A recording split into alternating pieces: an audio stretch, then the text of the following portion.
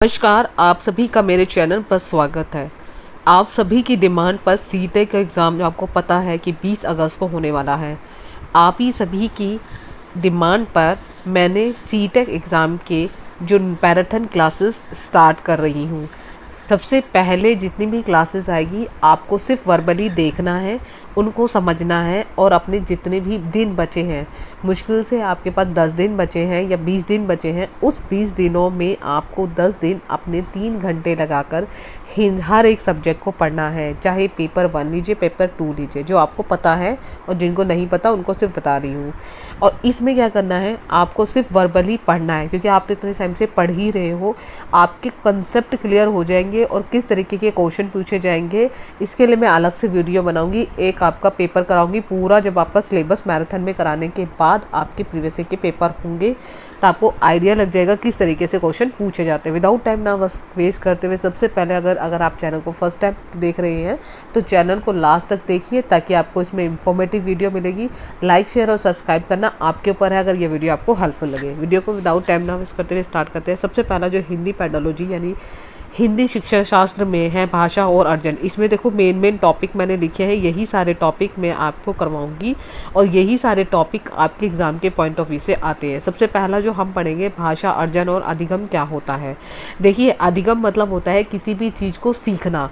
अर्जन मतलब होता है हमने जो हमारे जितने भी आसपास हमने देखा उसको एक्वायर करना, उसको अर्जित करना। ठीक है, दोनों में डिफरेंट आपको मैंने बता दिया।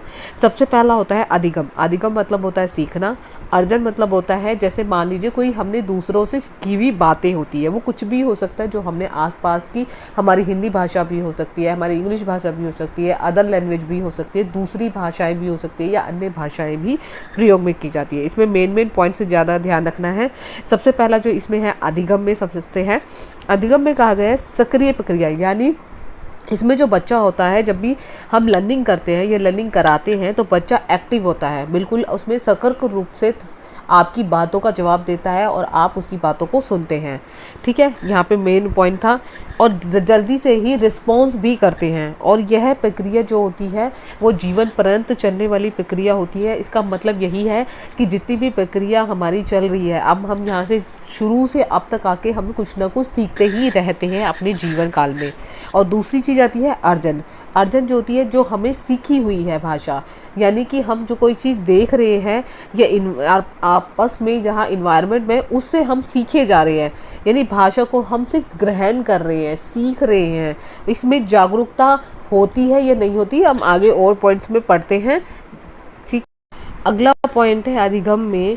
अधिगम में कहा गया है कि इसमें जागरूकता रहती है। इसमें बच्चा जो होता है एक्टिव होता है, जागरूक होता है। और इसमें अधिगम सीखने के लिए ललायत भी होता है। हम किसी भी चीज़ को सीखते हैं, अगर वो इंटरेस्ट हो, अगर हमारी उसकी रुचि हो, तो हम ज़रूर ना ज़रूर उस चीज़ को सीखते हैं।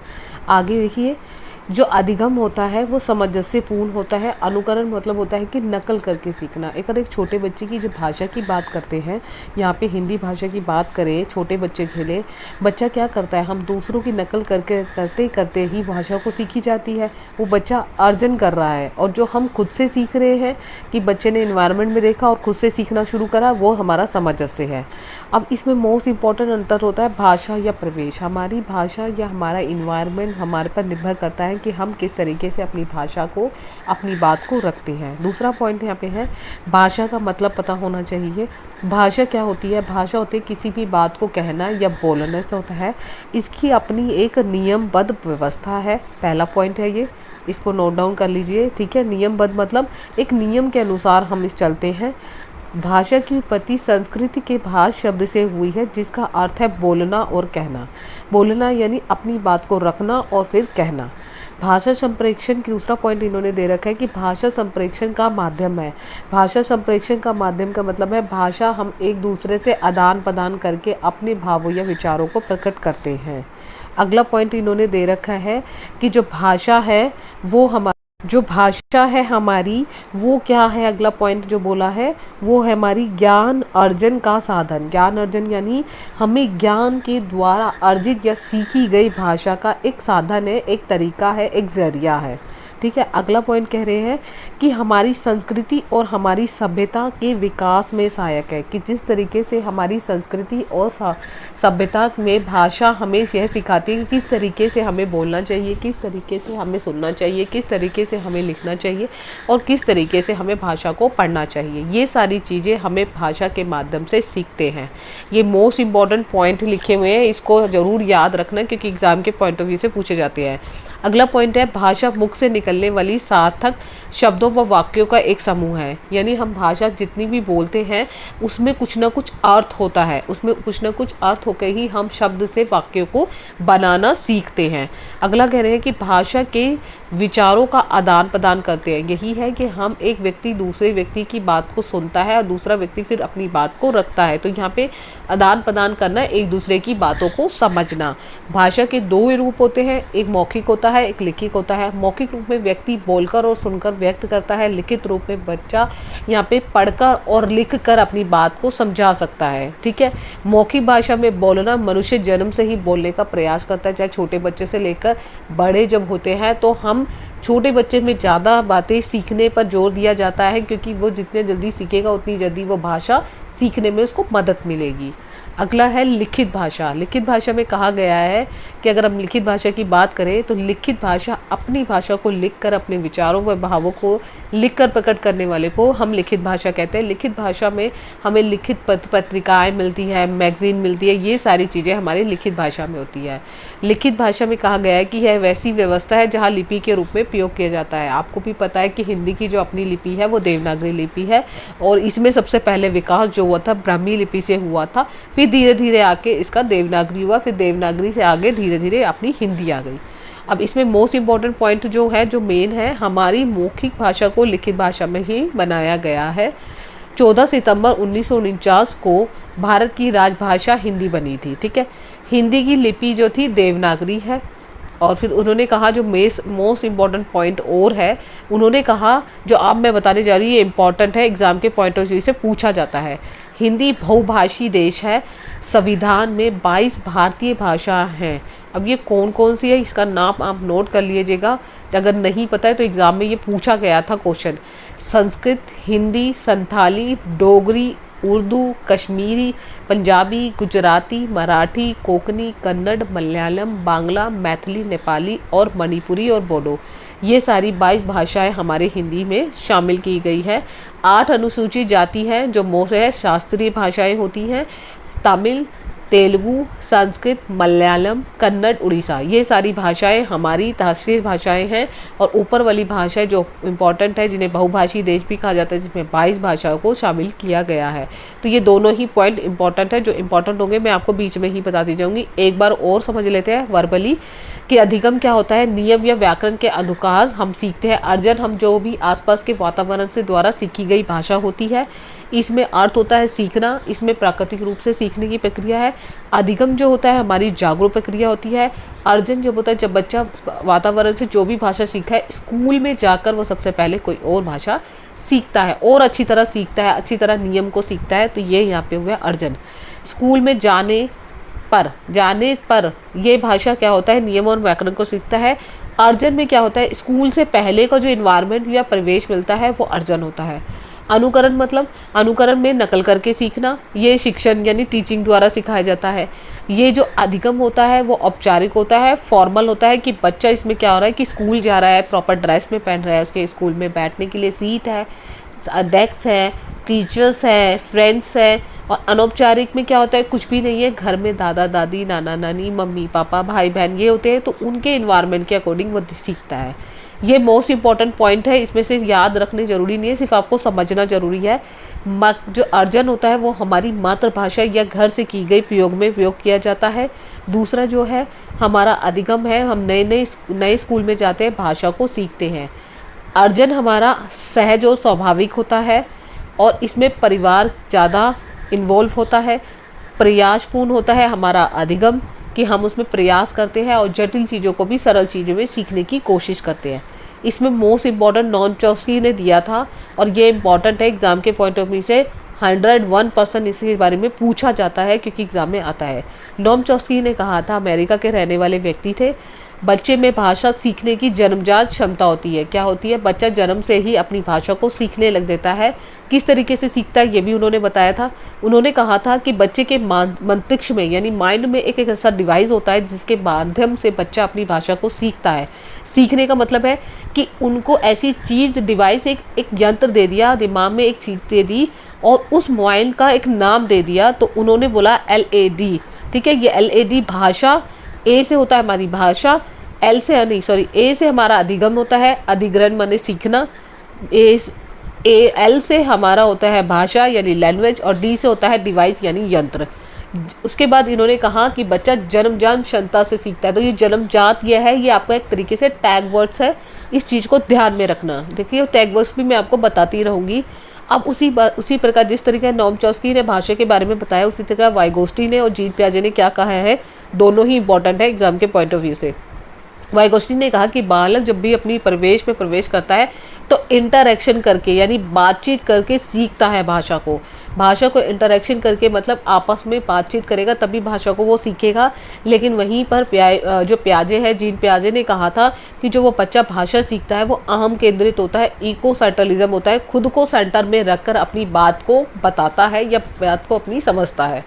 अब इसमें कुछ इंपॉर्टेंट टर्म्स दे रखी है, फुल फॉर्म दे रखी है जो एग्जाम के पॉइंट ऑफ व्यू से बहुत ज़्यादा पूछी जाती है।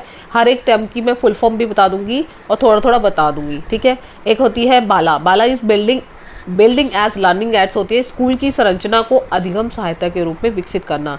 यानी स्कूल में जितने भी लर्निंग है उसमें कहीं ना कहीं उनकी हेल्प के लिए उनकी मदद करने से है। यह एक अटेंशन डेफिशिएंसी हाइपोएक्टिव डिसऑर्डर है जिसमें कॉन्सेंट्रेट करने में बच्चे को दिक्कत होती है। इसकी फुल फॉर्म याद रख लेना, ADHD attention deficiency hyper activity disorder होता है। ये डिसऑर्डर ध्यान ना लगाने की कमी से होता है।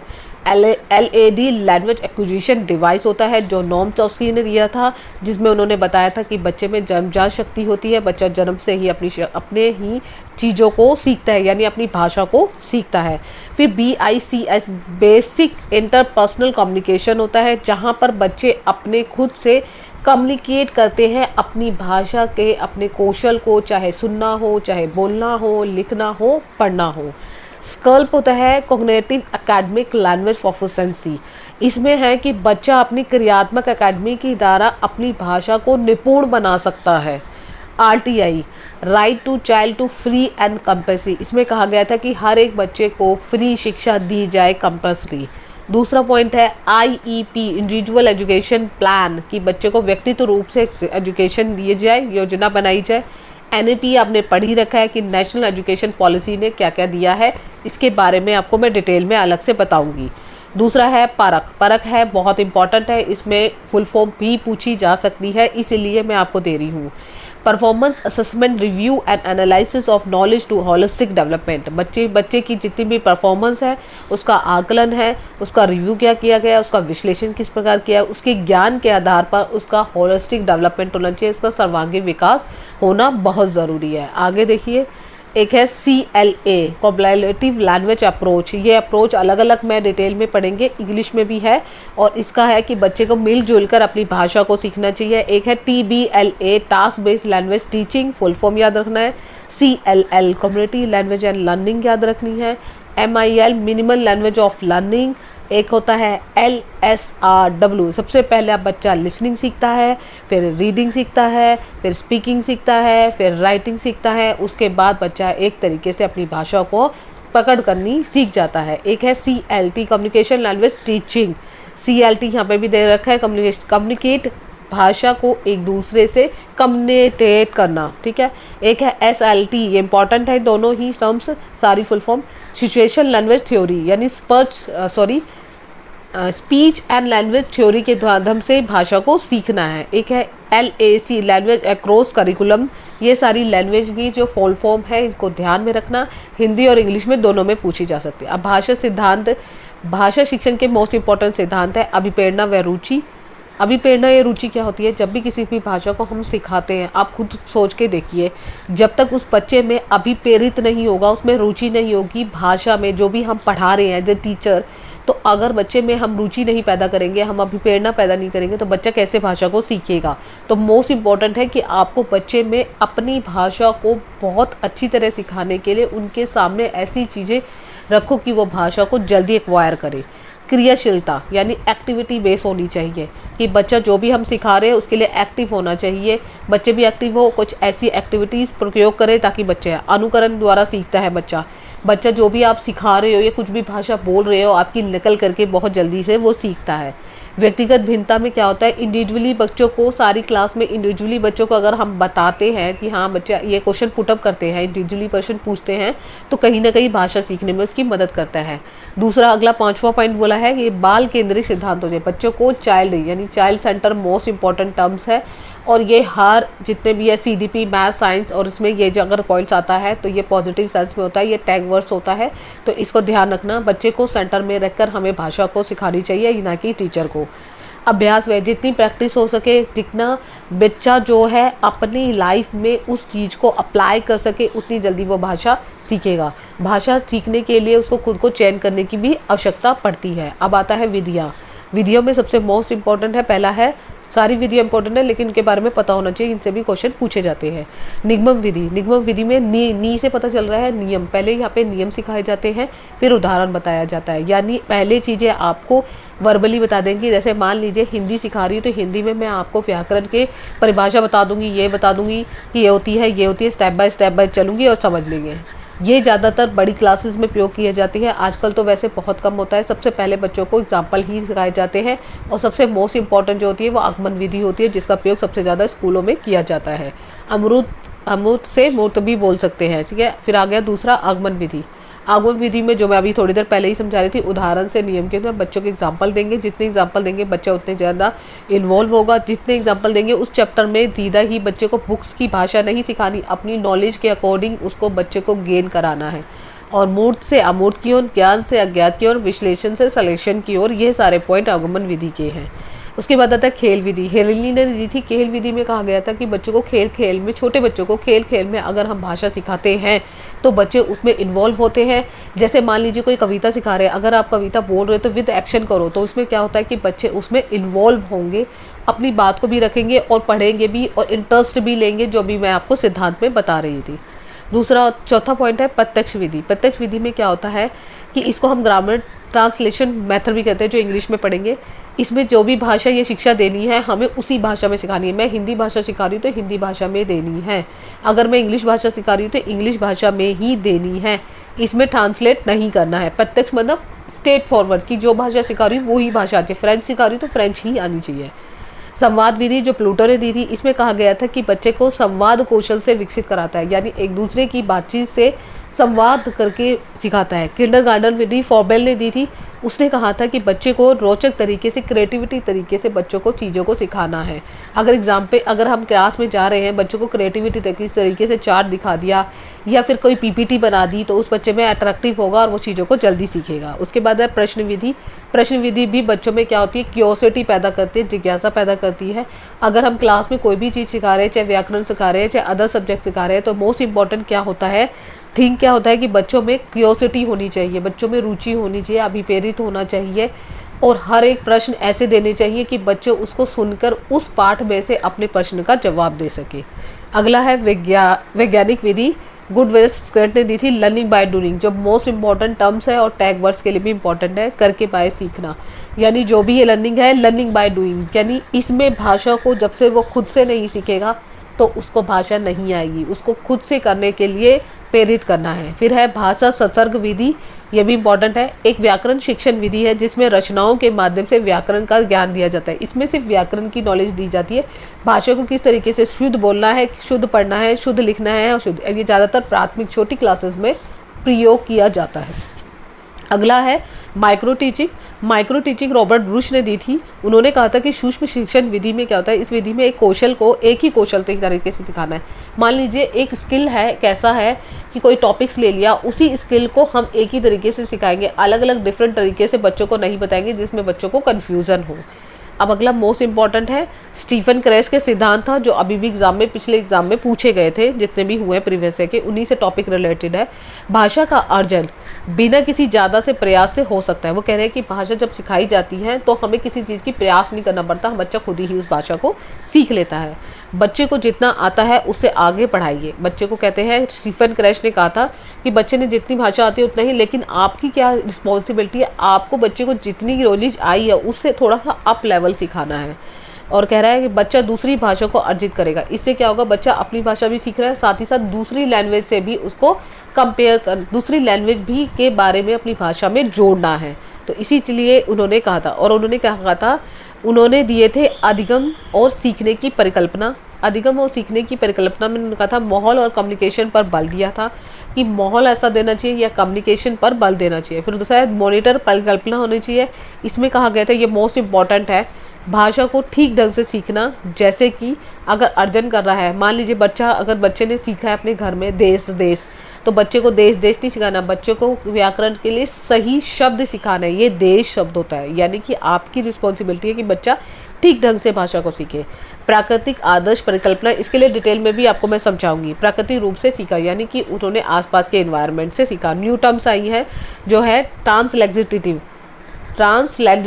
लैंग्वेज है, ट्रांसलैंग्वेजिंग लैंग्वेज है। जब हम परंपरागत तरीके से छोड़कर, यानी पुराने तरीक़ों को छोड़कर कहीं नए तरीके को अपनाते हैं, उसको यह कहते हैं। इसको हिंदी में हमारा जो है, जब हम पारवे, इंग्लिश में याद रखना, इंग्लिश में टर्म इजी होती है, हिंदी में ऐसा ही लिखा हुआ आया था, इसीलिए मैंने यही लिखा है। हम सब पारिवारिक और पुराने तरीके को छोड़कर नई पद्धति या नए कंसेप्ट को अपनाते हैं, तो उसको हम कहते हैं ट्रांसलैंग्वेजिंग टर्म्स। आगे देखिए, पोर्टफोलियो जो आपने बहुत पढ़ा हुआ है, इसमें क्या करते हैं, एक फ़ाइल ली जाती है।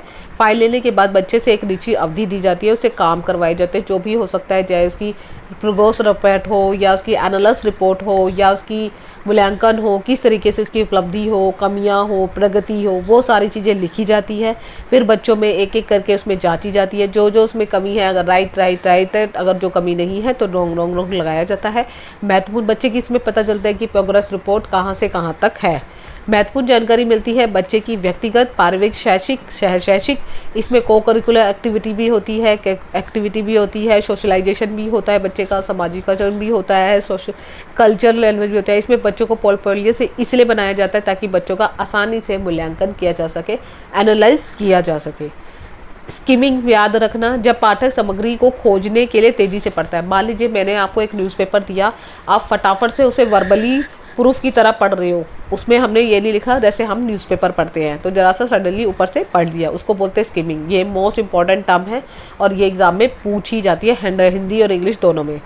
स्कैनिंग में होता है, यह पाठक किसी एक विशेष जानकारी के, मान लें मैंने एक न्यूज़पेपर लिया, न्यूज़पेपर में हम बड़ी बड़ी हेडिंग होती है, उस हेडिंग में क्या होता है, सिर्फ हम उस विशेष जानकारी को पढ़ते हैं कि आज यहाँ पर ये हुआ, यमुना नदी का पानी बह गया। प्राप्त करने के लिए वाक्यों को जल्दी से पार कर लें, यानी मोटे मोटे अक्षरों को वर्बली पढ़ लिया। उसमें क्या होता है, स्कीमिंग में क्या होता है, हम डिटेल में पढ़ते हैं, सामग्री को खोज के पढ़ते हैं, और यहाँ पे सिर्फ वर्बली पढ़ रहे हो, ऊपर से जो मोटे मोटे टर्म्स है। ठीक है, आगे देखिए, ITC सूचना एवं संचार प्रौद्योगिकी मोस्ट इम्पॉर्टेंट है। ऐसी सामग्री जो सूचना को संचित करने व प्रसारित करने की सुविधा प्रदान करता है, यानी कि हमें जितने भी हमारी टेक्नोलॉजी है उसको हमें एक सामग्री के द्वारा हमें प्रसारित करने में, यानी भेजने में हमें सूचना मिलता है। जैसे रेडियो हो गया, टेलीविज़न हो गया, कंप्यूटर हो गया, इंटरनेट हो गया, मोबाइल, इन सब के माध्यम से शिक्षार्थी भाषा के नए नए रूप से परिचित हो। आपको भी पता है आजकल टेक्नोलॉजी का ज़माना है और हर कोई, अब पहले क्या होता था, ऑनलाइन एग्ज़ाम नहीं होता था, ऑफलाइन होता है, लेकिन अभी किसी कारण से ऑफलाइन हो रहा है। तो अभी बहुत सारे एग्ज़ाम जो है, अपकमिंग एग्ज़ाम जो होते हैं वो ऑनलाइन ही होते हैं। कि टेक्नोलॉजी है, आपको पता होना चाहिए एक्सेल क्या होता है, वर्ड क्या होता है, तो ये सारी टेक्नोलॉजी के बारे में जानकारी के लिए परिचित होंगे बच्चे। रूबिकस क्या होता है, ये एक ऐसा उपकरण है जिसका उपयोग शिक्षक द्वारा लिखी कार्य या परियोजना या भाषा को विभिन्न प्रकार के दत्त कार्य, यानी दत्त कार्य एक होमवर्क दिया गया है, उसका दत्त कार्य जो टीचर ने बच्चों को दिया है उसका आंकलन करेंगे, असेसमेंट करेंगे, उसके बाद ही ये बच्चा पता चलेगा कि ये कितनी उसकी कमियां हैं और कितनी अच्छाइयां, फिर उसके बाद फिर जज नहीं करना, एक तरीके से बच्चे की प्रोग्रेस के लिए है ये। ठीक है। अगला है स्वयं के उत्पादक। ये एक पिछले एग्जाम में आया था और ये टर्म्स लिखी थी, इसलिए मैंने इसके पॉइंट कर लिया है, क्योंकि पिछले एग्जाम में जितने भी टर्म्स आई थी मैंने यहाँ पे पॉइंट ऑफ कर लिया है। इसका मतलब है, अगर ये आ जाता है तो आपको पता होना चाहिए, बोली जाने वाली या लिखी या बोली जाने वाली के निर्माण के माध्यम से भाषा सीखी जाती है, क्योंकि शिक्षार्थी को उत्पाद या परिणाम का उत्पादन को ध्यान में रखने के लिए अधिक संभावना होती है। मतलब उनका कहने का अभिप्राय ये है कि हम जो भी भाषा बोल रहे हैं, ये लिख रहे हैं, वो सीखी हुई भाषा है। अब उसको क्या करना है, उसका परिणाम क्या होगा या उसका हमें उसका रिजल्ट क्या मिलेगा, ये हमारे पर निर्भर करता है, ये हमारी कितना संभावना है या नहीं पर निर्भर करता है। भाषा विकार संबंधी जो मोस्ट इम्पॉर्टेंट है, चाहे सीडीपी ले लो, चाहे मैथ्स ले लो, चाहे ईवीएस ले लो, हर एग्जाम में पूछे जाते हैं। डिस्लेसिया पढ़ने से संबंधित होता है, डिस्लेसिया पढ़ने संबंधी विकार होता है। डिस्ग्राफिया लेखन संबंधी विकार होता है, जिसमें हाथ और हथेली में कमी आती है, ठीक है। उसके बाद कैलकुलिया आपको हमेशा याद रखना है, गणित संबंधी विकार होता है, इसमें होता है डिस्मोफिया भ्रम संबंधी स्थितियाँ। डिस्फेसिया बोलने से संबंधी विकार, ये आया हुआ था पिछले एग्जाम में। डिस्फेसिया शारीरिक यानी बच्चा फिजिकली रूप से कुछ विकार से ग्रस्त होता है। अगला है डिस्पेदिया तनाव संबंधी होता है, ये इंपॉर्टेंट है, इसलिए जल्दी जल्दी बता रही हूँ कि आप ये नोट्स आपके पास बने हुए हैं, सिर्फ आपको समझना जरूरी है। अब मोस्ट इंपॉर्टेंट होता है भाषा कौशल, जो मैंने आपको समझाया था, LSR learning speaking reading and writing क्रम होता है, और यही क्रम आपको पढ़ना है। इसमें 2 क्रम से पढ़ेंगे हम। सबसे पहला पढ़ेंगे हम ग्रहात्मक, जिसको हम रिसीवर कहते हैं, एक होता है उत्पादनात्मक, जिसको हम समझना कहते हैं। या ग्रह में क्या होता है, 2 कौशल होते हैं, याद रखिए, लिसनिंग और रीडिंग होती है। श्रवण कौशल और वाचन कौशल होता है। हिंदी में आपको नाम याद रखने, क्योंकि हिंदी में आपको टर्म्स नहीं पता होगी, क्योंकि वहाँ पे श्रवण आपको पता ही नहीं होगा। श्रवण मतलब होता है कानों से सुनना, वाचन वरना बोलना, इतना पता होना चाहिए, या पढ़ना, ठीक है। रीडिंग होती है पढ़ना। आप श्रवण मतलब होता है लिसनिंग, और रीडिंग होती है आपकी पढ़ना। और उसके बाद उत्पादक प्रोडक्टिव होता है। इसमें क्या बच्चा करता है, रिसीवर में सुन लीजिए, रिसीवर या ग्रहात्मक में बच्चा चीज़ों को अर्थपूर्ण ग्रहण करता है। उत्पादक में समझता है, प्रोडक्टिव होता है समझता है चीज़ों को। किस तरीके से समझेगा, 2 तरीका होता है, एक तो स्पीकिंग के द्वारा, एक बोलने के थ्रू, एक लिखने के थ्रू समझता है। बच्चे इसमें क्या करते हैं, दोनों ही अर्थ को समझते हैं, समझने की कोशिश, इसमें अर्थ ग्रहण करते हैं, उसमें समझते हैं। तो इस चीज़ को ध्यान रखना। ये निष्क्रिय है, ये पैसिव है, और ये एक्टिव है। ये दोनों पॉइंट्स याद रखना, ये इंपॉर्टेंट है, और ये एग्जाम में पूछा जाता है, 1000 बार पूछा जाता है हिंदी में, तो इसलिए मोस्ट इंपॉर्टेंट है। आगे देखिए, एक नोट बता रही हूँ, शिक्षण हमें चारों कौशल को साथ में लेके चलना है। ये नहीं है कि आपने लर्निंग करा दी, लिसनिंग नहीं कराई, रीडिंग नहीं कराई, तो चारों कौशल को साथ में लेके करना है, ठीक है। भाषा हमारे जीवन का अति महत्वपूर्ण अंग है। सबसे पहला है श्रवण कौशल, जहाँ पे बच्चा सुनता है, कानों से सुनता है, ये ग्रहात्मक कौशल है। और इसमें है बच्चा जन्म के बाद सुनने लगता है, ये ध्वनियाँ उसके जन्म ज्ञान के आधार पर बनती है, यानी बच्चा जन्म से ही आपको पता है सुनने लगता है। अगर इनकेस ना सुने तो वो कंडीशन अलग होती है। श्रवण कौशल में कहानी सुनना, सुतलेख, भाषा, प्रश्नोत्तर, कवि सुनना, ये सारे कौशल आते हैं। श्रवण कौशल ही अन्य भाषाई कौशल को विकसित करने का आधार है, क्योंकि सबसे पहले बच्चा जितना अच्छा सुनेगा उतना अच्छा बोलेगा, समझेगा, फिर उसी हिसाब से पढ़ेगा और फिर लिखेगा। तो मोस्ट इम्पॉर्टेंट है ये कहीं ना कहीं हमारे भाषा को सीखने के लिए। इससे ध्वनि के सूक्ष्म यानी सबसे ज़्यादा सूक्ष्म अंतर को पहचानने की क्षमता विकसित होती है, बहुत ज़्यादा डीपली समझने में हमें हेल्प करता है, मदद करता है।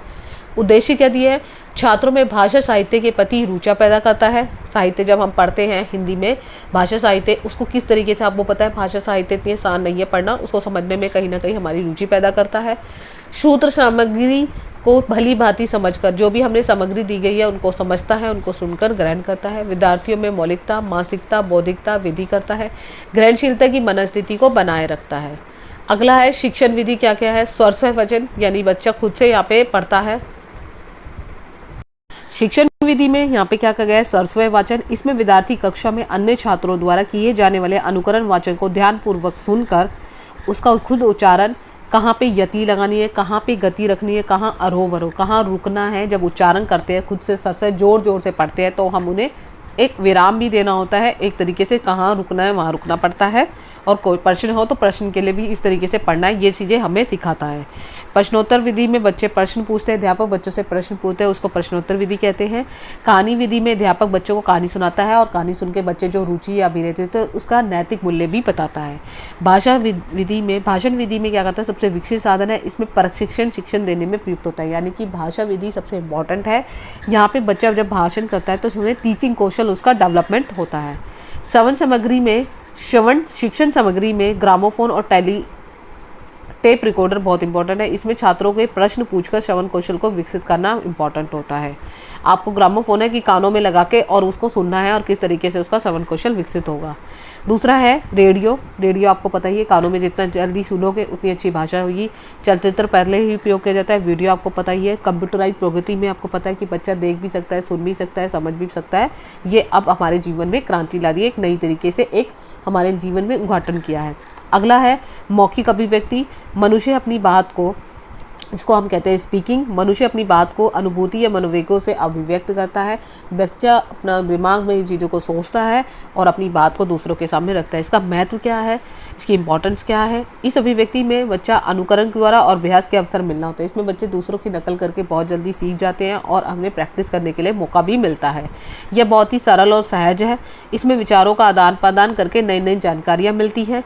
अशिक्षित व्यक्ति भी बोलचाल करके, जिसको भी ज्ञान नहीं है भाषा को, आपको पता ही है, एक पढ़ा लिखा और एक दोनों बच्चे जो नहीं पढ़ा लिखा है वो दोनों ही भाषा को बोल सकते हैं, जो भी उसकी भाषा उन्होंने अपने परिवेश में सीखी है और उसका ज्ञान का अर्जित करते हैं। इसके उद्देश्य क्या है, इसमें बालकों का उच्चारण शुद्ध हो, छात्रों में शुद्ध उच्चारण, उचित स्वर, रुचि, गति के साथ बोलना सीखता है।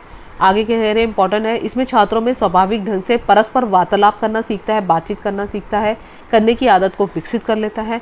अब इसमें शिक्षण विधि कौन कौन सी उपयोगी है, वार्तालाप यानी बातचीत करना, स्वर से मतलब जोर जोर से पढ़ना, प्रश्नोत्तर प्रश्न पूछना, वाद विवाद करना, बच्चों से इंटरेक्शन करना, पाठ का सार बताना, भाषण करना, मोस्ट इंपॉर्टेंट है कहानी सुनना, बच्चों को छोटी क्लासेस में बहुत पसंद होता है।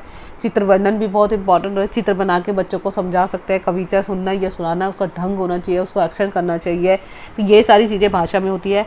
भाषण देना हो गया, नाटक का उपयोग करना, अभिनय करके बच्चों को 4-5 बच्चों को नाम दे दो और उसे अभिनय करके नाटक के थ्रू बताओ, तो उससे बच्चा बहुत जल्दी शिक्षण विधि से पाठ को कौशल करता है। अगला है पठन कौशल। पठन कौशल यानी पठन से पढ़ने से ही है। इसमें किसी भी लिपि की पहचान कर उच्चारित करना और अर्थ ग्रहण करना होता है। पढ़ते हैं तो हमें अर्थ भी समझ में आना चाहिए, नहीं ऐसे ही पढ़ लिया हमने और हमें समझ कुछ नहीं आया तो वो कोई वैल्यू नहीं देगा रीडिंग का मतलब। इसमें छात्रों को पुस्तक का अध्ययन करके अपने उच्चारण को शुद्ध करना सिखाता है। पठन कौशल में छात्रों में व्याकरण ज्ञान संबंधी विधि होती है। इसमें बच्चा मनोरंजन के साधन भी विकसित करता है। इसका उद्देश्य क्या है, बालकों को स्वर के अरोवरों, कहाँ रुकना है कहाँ चढ़ना है, ऐसा अभ्यास करा दिया जाता है कि वे भावों के अनुकूल स्वर को पढ़ सके। पठन के माध्यम से शब्दों पर उचित बल दिया जाता है, यानी इनका कहने का अभिप्राय यही है कि जब भी हम पढ़ते हैं तो शब्द भी ध्यान देते हैं कि किस तरीके से आप उसका उच्चारण कर रहे हो, किस पर बल ज़्यादा देना है। पठन से अक्षर उच्चारण, ध्वनि बल निगमन, स्वर स्वरता आदि का संस्कार प्राप्त करना होता है। पठन विधि में सबसे इम्पॉर्टेंट है वर्ण बोध विधि, जिसमें छात्रों को वर्णों का ज्ञान कराया जाता है। ध्वनि साम्य विधि, जिसमें वर्ण बोध के अलावा भी वर्ण शब्द बताना चाहिए कि किस तरीके से उसका शुद्ध उच्चारण करना है। स्वर उच्चारण यानी खुद से स्वरों का उच्चारण विधि में इसमें अक्षरों शब्दों की उचित स्वर ध्वनि के अनुसार पढ़ाया जाता है। अर्थ ग्रहण विधि देखो और कहो विधि होती है। इस विधि में बच्चों को वस्तु या चित्र दिखाकर पहले शब्द का अर्थ कराया जाता है।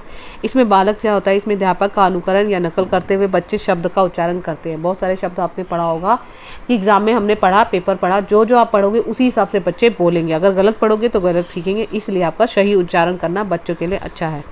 वाक्य विधि छात्रों में वाक्य या वाक्यांश को बोलना सिखाता है। कहानी विधि आपको पता ही है, जो छोटी क्लासेस में मोस्टली बोले, इसमें छात्रों को छोटे छोटे वाक्यों में निर्मित कहानी चार्ट या चित्रों के माध्यम से प्रस्तुत किया जाता है। अनुकरण विधि नकल करके सीखना, इसमें अध्यापक एक एक शब्द को दोहराता है और बच्चा उसका नकल करता है, यानी उसको पढ़ता है। संपर्क विधि इंपॉर्टेंट है, ये मानवीय मोंटेसरी ने दी थी। इसमें छात्रों को पहले चित्र, फिर खिलौने, फिर वस्तुएं आदि से परिचित कराया, फिर उसे वर्ण बताया कि ये वर्ण से क्या बनता है, इस शब्द से क्या परिचित होते हैं, तो यानी शब्द और वर्ण के भाषा को। अब आता है लेखन विधि। लेखन विधि भी इंपॉर्टेंट है। भाषा में शिक्षण और प्रतीकों की पहचान कर उसको दक्षता देना, निपुणता देना, बच्चों को प्राप्त करना लेखन विधि सिखाता है कि किस तरीके से हमें लिखना है। छात्र सुपाठ्य लेखक सीख सकते हैं, लिख सकते हैं। छात्रों में ध्वनि, शब्द, मुहावरों का ज्ञान प्राप्त कर सकते हैं। बच्चों के वाक्य, शब्दों, वाक्यांशों, वाक्यों के क्रम को सही अर्थ में लिखना ये सिखाता है हमें। क्या सिखाता है हमें? आगे क्या कह रहे हैं? महत्व और गुण। लेखन सुंदर और स्पष्ट हो। लेखन में प्रभावशीलता और क्रमबद्धता होनी चाहिए। भाषा शैली में प्रभाव उत्पादकता होनी चाहिए। व्याकरण जो दृष्टि से वो सही शब्द होना चाहिए, यानी स्पष्ट होना चाहिए। लेखन विधि को मंत्रश्री विधि, इस विधि में बालक आँख, कान, नाक, कान तीनों समुचित का प्रयोग करता है। रूपरेखीय अनुकरण विधि में, इस विधि में शिक्षक चौक या पेंसिल से बिंदुओं को रखते हुए शब्द या वाक्य लिखे गए छात्रों को उन पर पेंसिल से निशान लगता है। जैसे हम पाठ पढ़ा रहे हैं तो पाठ में इंपॉर्टेंट शब्द होते हैं, उसको रेखांकित करने के लिए कहता है। सुतलेख पुरानी विधि है सुंदर लेख लिखने के लिए। लेखन अभ्यास करने के लिए भी पुरानी विधि है। अनुलेख सुंदर लिखावट के लिए। शुतलेख अपने जहाँ पे कुछ शब्द होते हैं उसके लिए अलग से एक शुतलेख लिया जाता है, जिसमें बच्चे के शब्द, उसकी भाषा, उसकी उच्चारण, उसकी व्याकरण की गलतियाँ चेक की जाती है। अध्यापक बोलता रहता है और बच्चे सुनकर उसको लिखते रहते हैं। अब आता है सबसे इम्पोर्टेंट, हमने पढ़ा ऐसा इम्पोर्टेंट है, अगला भी इम्पोर्टेंट है, भाषा अधिगम में व्याकरण की भूमिका। व्याकरण की क्या सी भूमिका होती है? भाषा को शुद्ध बोलने से प्रयोग करने के लिए 4 कौशल की इम्पोर्टेंट है: पढ़ना, लिखना, बोलना और सुनना। शुद्ध भाषा सीखने के लिए भी व्याकरण का ज्ञान और प्रयोग आवश्यक है। व्याकरण के 2 रूप होते हैं, औपचारिक और अनौपचारिक। औपचारिक में क्या होता है? व्याकरण की पुस्तक होती है जिसमें विधिगत तरीके से, क्रमबद्ध तरीके से हम जैसे नॉर्मली भेद पढ़ देते हैं, ये भेद है, ये भेद का ज्ञान करा देते हैं, खत्म। अनौपचारिक में क्या करते हैं? जो भी टीचर सिखा रहा है उसका अनुकरण करते हैं, नकल करते हैं। व्याकरण का शिक्षण व्यवहार के रूप में करने का एक तरीका है। अर्थात इनका कहने का अभिप्राय यही है कि औपचारिक में सीधा हमने स्कूल में गए, मैडम ने बुक खोली और किताब पढ़ाई और खत्म। लेकिन औपचारिक में बच्चे को पहले वर्बली सिखाएंगे कि किस तरीके से एग्जाम्पल पूछे जाएंगे, उदाहरण पूछे जाएंगे, तो वो बच्चा बहुत आसानी से सीख सकेगा। आगे है इसके उद्देश्य क्या होते हैं? छात्रों को ध्वनियाँ, ध्वनियों के मध्य, सूक्ष्म अंतर, शब्द योजना, शब्द शक्तियाँ या शुद्ध वर्तनी का ज्ञान कराएगा। यानी बच्चों को ध्वनि, उनके वर्ण किस तरीके से बोलने चाहिए, हमें कौन कौन से शब्द का प्रयोग करना चाहिए, किस तरीके से बोलना चाहिए, ये सारी चीज़ें हैं। बालकों को शब्द सुक्ति या लोकोक्ति, मुहावरे आदि का अर्थ निकाल सके। नवीन भाषा को सीखने में सहायता करता है। भाषा, प्रकृति और गठन का व्यवहारिक ज्ञान कराता है। ये इंपॉर्टेंट है सारे। चारों कौशल, पढ़ना, लिखना, सुनना, बोलने का विकास भी होता है। आगे देखिए, भाषाई विविधता वाले कक्ष में, क्योंकि मेन पॉइंट बताने थे इसलिए मैंने यहाँ पे ज़्यादा डिटेल में नहीं जा रही हूँ। बहुभाषिकता इंपॉर्टेंट है, जहाँ पे 2 से 2 अधिक भाषा को सहजता से बोलने वाले व्यक्ति को बहुभाषी कहते हैं। बहुभाषिता भारतीय अस्मिता का अभिन्न अंग है। भारत एक बहुभाषी देश है। त्रिभाषा सूत्र को कार्यान्वित करने के लिए कड़े नियमों की बजाय बहुभाषिकता को बनाए रखना होता है। बहुभाषिकता संज्ञात्मक विकास व शैक्षिक संपत्ति के लिए सकारात्मक जुड़ाव है। बहुभाषिकता का गुण बच्चों से रचनात्मक का विकास करने में सहायक होते हैं। अर्थात उन्हें कह रहे हैं कि बच्चा जो भी भाषा सीखता है, अपनी मातृभाषा भी सीख रहा है, दूसरी भाषा भी सीख रहा है और तीसरी भाषा में कहीं ना कहीं तीनों भाषाओं का एक संकुलन होता है, एक मिलना होता है, जिसमें कॉग्निटिव विकास भी होता है और शैक्षिक विकास भी होता है, एजुकेशन से रिलेटेड होता है, हो जाता है। दूसरा कह रहे हैं बहुभाषी का गुण बच्चों से रचनात्मक कुछ क्रिएटिविटी करने की में भी सहायक करता है। भाषा विविधता वाली कक्षा में क्या कह रहे हैं? बालकों में क्षेत्रीय भाषाओं का विकसित होना। अब इसमें क्या क्या चुनौती आती है? प्रभाव। भारत एक बहुभाषी देश है, यहाँ सभी क्षेत्र में भाषा में अंतर होता है, जो शिक्षण प्रक्रिया के बाधित करने के साथ साथ छात्रों को क्षेत्रीय भाषा का प्रभाव होता है। यानी अलग अलग डिफरेंट स्टेज के आते हैं तो कहीं ना कहीं उनको दिक्कत आती है दूसरों की भाषा समझने में। बालकों में संप्रेषण कौशल विकसित होता है। अगर छात्रों में संप्रेषण कौशल के विकास के लिए भाषा नियंत्रण होना चाहिए, ये प्रभाव डालता है। बालकों में भाषाई कौशल का विकास। भाषा में पढ़ना, सुनना, बोलना, लिखना, पढ़ना अधिगम छात्रों को चुनौती का सामना करना पड़ता है। छात्रों में भाषा के प्रति रुचि व प्रयोग भी एक समस्या है। समाधान। बच्चों को बहुभाषी कक्षा में शिक्षक को मातृभाषा के अवसर प्रदान करने चाहिए। उन्होंने कहा, कभी भी टीचर एक क्लास में पढ़ा रहा है तो उसका फर्ज है कि वो मातृभाषा का प्रयोग करे, ताकि बच्चों को आसानी से समझ में आ सके और किसी भी प्रकार की दिक्कत ना हो।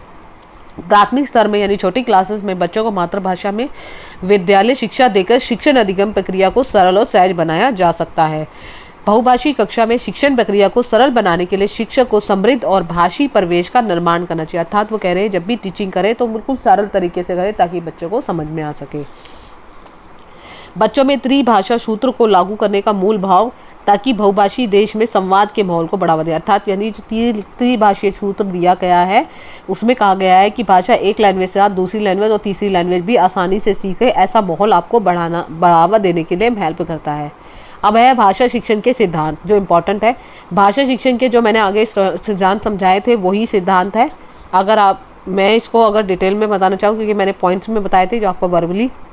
भाषा वह साधन है जिसमें अपने विचारों का आदान प्रदान आसानी से कर सकते हैं। इसमें कुछ महत्वपूर्ण सिद्धांत है। सबसे पहले अनुबंधन का सिद्धांत। अनुबंधन के सिद्धांत में कहा था कि शैशवावस्था में बच्चा जब भाषा सीखता है तो वो पूरी तरह से इन्वॉल्व नहीं होता, तो उसको क्या करना है, इन्वॉल्व करने के लिए ऐसी चीज़ रखनी है उसके सामने। जैसे मान लीजिए दूध को पानी कहने पर उन्हें पानी या दूध में दिखाया जाए तो वह दोनों को समान समझेगा, तो इस चीज़ में उसको अंतर बताना चाहिए। अनुकरण सिद्धांत। छात्रों में नकल करके भाषा आसानी से सीख सकता है, अपने परिवार के सदस्यों की नकल करके, लेकिन सभी छात्रों की भी नकल करने के साथ अच्छा व्यवहार करना चाहिए, यानी गलत व्यवहार कर रहे हो बच्चा वही सीख रहा है। अभिप्रेरणा और रुचि का सिद्धांत वही है, रुचि और अभिप्रेरणा होनी चाहिए टीचर में सिखाने के लिए। क्रियाशीलता। बालकों में सीखने के कर्मशीलता और उत्साह को बनाए रखने के लिए छात्रों में प्रश्न पूछना, स्कूल के साहित्यिक कार्यक्रम में भागीदारी कराना, पाठकों को अभ्यास कराना, मौखिक व लिखित कार्य देना, ये सारे हमारे क्रियाशीलता में हैं। इसमें कह रहे हैं अभ्यास का सिद्धांत भाषा के कौशल है। इस सिद्धांत में अभ्यास के द्वारा भाषा को आसानी से सिखाया जा सकता है। भाषा के कलात्मक और भावात्मक दोनों रूपों को बेहतर बनाया जा सकता है। आवृत्ति का सिद्धांत। इसमें छात्र सीखी हुई गई बात को अधिक दोहराया जाए और उचित देर तक याद रखा जाए। ठीक है। अनुपात व क्रम का सिद्धांत कहते हैं इस सिद्धांत में भाषा कौशल के क्रम में एक निपुणता होनी चाहिए। पहला क्या होना चाहिए, श्रवण कौशल, फिर वाचन कौशल यानी बोलना, श्रवण कौशल सुनना, पठन कौशल पढ़ना, लेखन मतलब लिखन कौशल में ऐसे ही कौशल के अनुपात होना चाहिए। भाषा चयन करते समय हमें किस प्रकार के सिद्धांतों का उपयोग करना चाहिए, उसका उपयुक्त ज्ञान शिक्षक को होना चाहिए। बाल केंद्रित भाषा होनी चाहिए, यानी भाषा शिक्षण के समय इस बात का ध्यान रखना चाहिए कि शिक्षण को केंद्र में बालक को रखना चाहिए। वैयक्तिकता का सिद्धांत। इसमें बच्चों की शिक्षा में वैयक्तिक भिन्नता की होती है। कोई भी बालक शुद्ध उच्चारण करता है तो कोई अस्पष्ट उच्चारण करता है, कोई भी बालक जल्दी जल्दी पठन कौशल करता है तो कोई धीरे धीरे। तो इन सभी की विविधता को और उनकी कठिनाइयों को समझते हुए शिक्षण कार्य करना चाहिए एक टीचर को। पुनर्मनन का सिद्धांत में कहा गया है कि छात्रों का अधिगम प्रक्रिया के दौरान उत्साह होकर सिखाता है, क्योंकि उसमें मनोबल की विधि होती है। जैसे ही उत्साह करके टीचर सिखाएगा तो बच्चे भी उसी आसानी से सीख पाएंगे। अब मूल्यांकन विधि। मूल्यांकन किसी तरह से करना चाहिए। मूल्यांकन एक सतत प्रक्रिया है, एनालिसिस है, और इसका उद्देश्य सीखने वाली भाषा को संरचना एक रूपता की समझ का आकलन करना है। जब भी हम बच्चों में आकलन करेंगे, बच्चों में हम देखेंगे कि बच्चों ने कितना सीखा और कितना सीख पाया है। सीखने वाले मूल्यांकन में भाषिक ज्ञान और संप्रेषण कौशल यानी आदान प्रदान जो होता है दोनों का स्तर होना चाहिए। मूल्यांकन से शिक्षण विधि प्रक्रिया के दौरान छात्र द्वारा ग्रहण किए जाने वाले ज्ञान का पता चलता है। अध्यापक मूल्यांकन का निर्धारण बच्चों के लिए खुद से करता है। मूल्यांकन प्रक्रिया के दौरान शिक्षण विद्यार्थी की बुद्धि लभ्यता का भी मूल्यांकन करता है।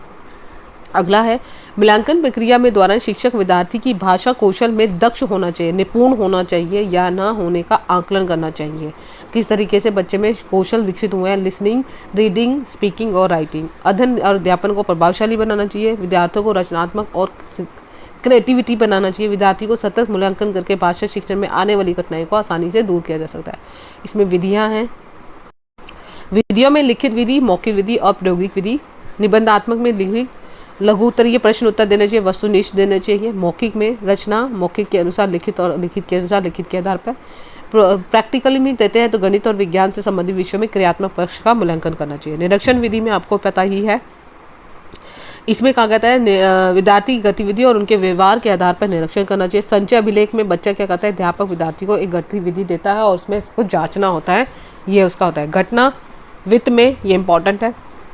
विद्यार्थी द्वारा विद्यालय में होने वाले विद्यालय संबंधी कार्यक्रम के आधार पर ही मूल्यांकन करता है। रेटिंग स्केल होता है, जब बच्चे को एक पंक्ति में कोई पंक्ति है या कविता में आलेख प्रस्तुत करना है तो वह अपना निर्णय देना होता है, तो उसमें निर्णय बताता है, तो ये विधि इम्पोर्टेंट है। निदानात्मक और उपचारात्मक विधि जो आपने अब से पढ़ रखे हैं। निदानात्मक मतलब होता है जहाँ पे बच्चे की पहचान करना और उस पहचान करना, सही पता लगाना कि किस तरीके से बच्चे में क्या क्या कमी है, और उस कमियों को उपचार मतलब उसको ठीक करना या सुधार करना। महत्व उद्देश्य क्या है, शिक्षण संबंधी कठिनाइयों कारणों को दूर करना, विद्यार्थियों के ज्ञान पर अशुद्धियों को दूर करना, भाषा संबंधी जो भी आदतें उसको दूर करना। RTI जिसमें दो चीज़ होती है, आंकलन, CCE सतत और व्यापक। सतत और व्यापक में पढ़ते हैं। सतत में क्या कहते हैं, बच्चों के बच्चों के सीखने में कहाँ कहाँ कमी आ गई है उसके आधार पर सुधार करना। इसके साथ ही यह भी पता लगाना कि बच्चा कितना सीखा है, कहाँ उसकी कठिनाई का अनुभव हो रहा है।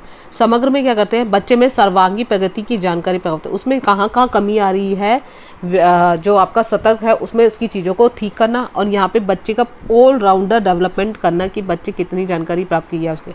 प्रशिक्षण के प्रकार एक व्यक्तिगत होता है, एक मानविक प्रशिक्षण होता है। एक ही समय में एक ही अध्ययन किया जा सकता है। प्रशिक्षित में एक ही विषय में अलग अलग शिक्षार्थी अलग अलग मनोविज्ञान की सहायता से मदद ली जा सकती है। निपुणता होनी चाहिए, बच्चों को विशेष संबंध उपलब्धि प्राप्त कराता है। भाषा के कार्य जो इम्पोर्टेंट है, अभिव्यक्ति का साधन होना चाहिए। भाषा जो भी कार्य करा रहे हैं, भाषा मानव अपने इच्छा अपनी भावना आवश्यकता के अनुसार सहायता करने में मदद करता है। सामाजिक संबंध स्थापित करता है। हम जब भी समाज में रहते हैं, समाज में जितने भी हमारी भाषा होती है हम उसको सीखते हैं। मानव समाज विकास में यानी मूल आधार है। भाषा मानव विकास के विचारों का आदान प्रदान करना आवश्यक है। भाषा वह शक्ति है, वह साधन है जिससे मनुष्य अपनी प्रगति के पथ पर अग्रसर होता है। ज्ञान प्राप्ति में सहायक है। भाषा द्वारा कई गई तकनीकी या नए ज्ञान की प्राप्ति में सहायक होता है। शिक्षण प्राप्ति में सहायक होता है। भाषा अपनी मनुष्य सभ्यता में पहचान में सहायक होता है। भाषा मनुष्य के विकास के साथ साथ प्रगति के साथ साथ अपनी पहचान करते हैं। जैसे वैसे उसकी सभ्यता व संस्कृति का विकास होता है, वैसे वैसे उसका भी विकास होता है। एक आता है व्याकरण अनुदान विधि, जो प्राचीन विधि है। एक विधि से दूसरी विधि भाषा व्याकरण से पहले पढ़ाया जाता है। जैसे संस्कृत या इंग्लिश सिखाते समय हमें पहले व्याकरण में नियम बता के उसकी शिक्षा प्रदान की जाती है। बोलने की अपेक्षा हमें लिखना पढ़ने पर अधिक बल दिया जाता है। स्टीफन क्रैश ने दी थी, जो मोस्ट इंपॉर्टेंट आपको डिटेल में मैंने नहीं बताई थी, इसने दी थी द्वितीय भाषा अधिग्रहण सिद्धांत, जिसमें बोलते हैं SLR अमेरिकन ने दिया। स्टीफन ने द्वितीय भाषा अधिगम सिद्धांत दिया था। इन्होंने कहा था 5 परिकल्पनाएं दी थी, जिसमें से मोस्ट इंपोर्टेंट, जिसमें उसमें बच्चे ने एक भाषा से दूसरी भाषा को कैसे अर्जित करता है, कैसे एक्वायर कर सकते हैं। सबसे पहले इन्होंने कहा अधिग्रहण और सीखने की परिकल्पना, एक्विजिशन एंड लर्निंग हाइपोथेसिस। इसमें कहा था बच्चा अर्जन करके दूसरी भाषा को आसानी से सीख सकता है। मान लें अपनी भाषा उसने सीखी, मातृभाषा, कोई भी भाषा सीख सकता है, उसने सीखी। अब उसने क्या किया, उसने उसके साथ साथ दूसरी भाषा भी आसानी से सीख लेता है। इसमें बच्चे का टारगेट लैंग्वेज जो होती है, जो उसकी एक होती है आपकी मदर टंग होती है, दूसरी टारगेट लैंग्वेज होती है, जिसमें बच्चा सबसे पहले एक्वायर कर लेता है। दूसरी भाषा को सीखने के लिए बिना किसी हेल्प से वो सीख सकता है। वो कह रहे हैं कि आपने अपनी लैंग्वेज तो खुद से सीख ली, दूसरी भाषा को भी वो आसानी से इस सिद्धांत के माध्यम से सीख सकता है, स्टीफन क्रैश ने कहा। इसमें किसी भी व्याकरण नियम की आवश्यकता नहीं पड़ती है। इसमें एनवायरनमेंट तथा कम्युनिकेशन के तरीके से बच्चा आसानी से भाषा और दूसरी भाषा को सीख सकता है। इसमें सेकंड लैंग्वेज को इस प्रकार सिखाया जाता है कि बच्चा बिना लर्निंग से ही भाषा को अर्जित कर ले। दूसरा है मॉनिटर परिकल्पना। इसमें निगरानी रखना होता है कि बच्चे ने जो भाषा सीखी है वो सही सीखी है नहीं सीखी है। इसमें अर्जन करने के बाद जब भाषा सीखते हैं तो लर्निंग की वजह से परिवर्तन भी आता है, यानी भाषा जो भी सीखी है उसमें ध्यान में रखना है कि बच्चा किस तरीके से सीख रहा है भाषा को, वो भी हमारा एक ध्यान रखना है, मॉनिटर करना है, उसको देखना है। इसमें बच्चा स्कूल जाने से पहले गलत शब्दों का इस्तेमाल करना तरीका सीखता है। तो बच्चे जो भी भाषा उसने सीखी है, सेकंड लैंग्वेज सीखी है, तो कहीं ना कहीं उसे गलती बोलती है, तो देश को अर्जन और चिंगारी को चिंगारी ना बोलकर सीखने में जो चेंज होते हैं वो हमें स्कूल में जाके वो चेंज कराते हैं। तीसरा पॉइंट है प्राकृतिक आदर्श परिकल्पना, नेचुरल हाइपोथेसिस। इसमें बच्चा क्या करता है, बच्चा अपनी भाषा को एक क्रम में सही ढंग से सीखते हैं।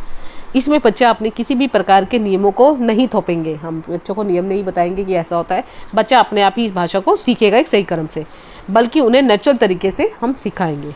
एम्पैथी साइकोसिस में निवेश या बोधगम्य, ये मोस्ट इंपॉर्टेंट है और ये एग्जाम में हमेशा आता है और इस बार भी आएगा, मुझे यकीन है। क्यों? क्योंकि आपको पता होता है कि हम इतने टाइम से एग्जाम दे रहे हैं, तो हमें पता होता है कि एक ही क्वेश्चन बहुत ज़्यादा रिपीट होते हैं। बच्चों को कुछ निवेश या इनपुट देंगे जो बच्चों के वस्तु के माध्यम से या शब्दों के माध्यम से कुछ भी हो सकता है। वो कह रहे हैं कि बच्चों को ऐसा इनपुट देंगे कि बच्चा जो भी भाषा उसने सीखी है उस भाषा को वो अपने आप उस वस्तु को ठीक तरीके से कर सके। यानी हम उसको इनपुट दे रहे हैं, एक तरीका दे रहे हैं, एक बच्चे को तरीका बता रहे हैं कि बच्चा भाषा को बहुत अच्छी तरीके से कहे। ये बच्चों के लिए बोधगम्य होना चाहिए। क्रैश ने कहा था कि भाषाई क्षमता केवल तभी उन्नत होती है जब अवचेतन रूप से, बच्चा चेतन नहीं है, चेतन मतलब कॉन्शियस नहीं कर रहा, कॉन्शियस रूप से नहीं सीख रहा, अवचेतन रूप से सीख रहा है, उसे सचेत करने का प्रयोग करवाना। यानी उन्होंने कहा है कि बच्चा कॉन्सेंट्रेट नहीं कर पा रहा है, या मतलब क्या कह सकते हैं, बच्चा पूरी तरह से अपना इन्वॉल्व नहीं दे पा रहा है, तो उसको सिखाने के लिए तरीका है भाषा उत्पादन के स्रोत में नहीं किया जा सकता। यह इनपुट शिक्षार्थी के वर्तमान स्तर से थोड़ा अप ऊपर होना चाहिए। कहने का अभिप्राय यह है इनपुट डिवाइस का कहने का अभिप्राय यह है कि बच्चे ने जो भी भाषा सीखी है, अब तक सीखी है, पहले में क्या था, बच्चे ने एक भाषा सीखी है, अपनी कोई दूसरी एक्वायर करी है, हमें उसको ठीक ढंग से करवाना है, मॉनिटर करना है। तीसरे में बच्चे ने जो एक्वायर करा है, प्राकृतिक रूप से जो सीखा है, वो एक सही क्रम में सिखाना है। चौथे में इनपुट में कहा है कि बच्चे ने जो भी भाषा सीखी है उस भाषा में उसका लेवल थोड़ा सा और ऊपर करना है। जैसे वर्तमान में उसने कोई भाषा सीखी है तो उसका थोड़ा सा हमें ऊपर की तरफ ले जाना है। प्रभावी यानी भावात्मक, फिल्टर परिकल्पना में एक्टिव फिल्टर हाइपोथेसिस, इसमें अफेक्टिव रूप से बच्चे ने जो भी प्रभाव डाला है वह एक शिक्षार्थी को सीखने में रुकावट से रोक सकता है। यानी कि कोई भी भाषा सीख रहे हैं कि बच्चे ने कोई भी भाषा सीखी है या ऊपर जा रही है नीचे जा रही है, ये हमको ध्यान में रखना है कि बच्चे ने प्रभाव डाल रहा है या नहीं डाल रहा, जो भी भाषा उसने सीखी है वो सही ढंग से सीखी है नहीं सीखी है। ये सारा हिंदी की पैडोलॉजी सेक्शन मैंने ऑलमोस्ट आपको कंप्लीट करा दिया है मैराथन क्लास में। ये मेरे खुद के नोट्स हैं और इस नोट्स पे आपको वर्बली आपको समझना है और इसके बाद आपको जैसे जैसे मैराथन क्लास कंप्लीट होएगी उसके बाद प्रीवियस के पूरा पेपर आएगा, क्योंकि मैराथन क्लास देखने के बाद आपको पेपर में आपको एनालाइज होगा कि किस तरीके से क्वेश्चन पूछे गए हैं और डायरेक्ट भी पूछे गए हैं।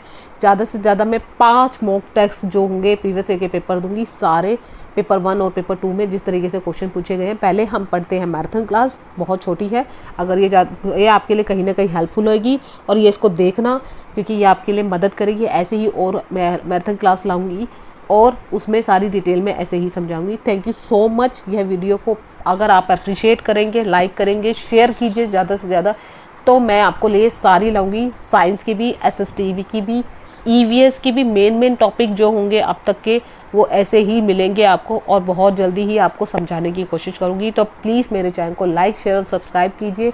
उन बच्चों के लिए ये एक तरीके से फ्री नोट्स दे रही हूँ टेलीग्राम पे, जितने भी मेरे पास अभी हैं, और आप ज्वाइन कर सकते हैं वो और ज़्यादा से ज़्यादा शेयर कर सकते हैं। Thank you so much. मिलते हैं नेक्स्ट वीडियो में नेक्स्ट टॉपिक के साथ। Bye bye.